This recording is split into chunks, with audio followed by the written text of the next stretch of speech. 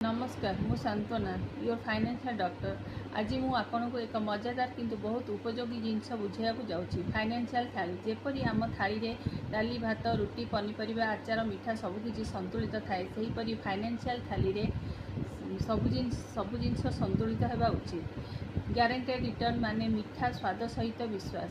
Mutual fund माने परिवार पनीपरिया एवं डाली सुस्थ वृद्धि। स्टॉक मसालादार आचार टिके विपद किंतु आवश्यक।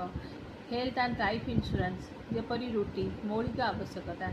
इमरजेंसी फंड सालाड हल्का किंतु सबुठारु गुरुत्वपूर्ण। रिटायरमेंट प्लान दही किंबा छाछ शेष में ठंडा एवं संतुलितता। जदि आपण केवल गोटे जिनस खाऊछंती तेबे आपणकर स्वास्थ्य खराब हेबो। सेहीपरि जदि आपण केवल गोटे उपादान रे इन्वेस्ट करूछंती तेबे आपणकर आर्थिक स्वास्थ्य मध्य खराब हेबो।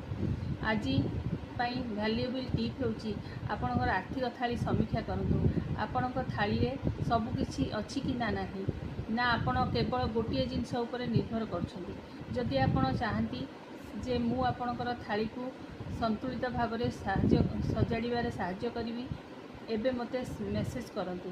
आपणकर स्वप्नर थाली केवल स्वाद नुहे सुरक्षा मध्य। धन्यवाद।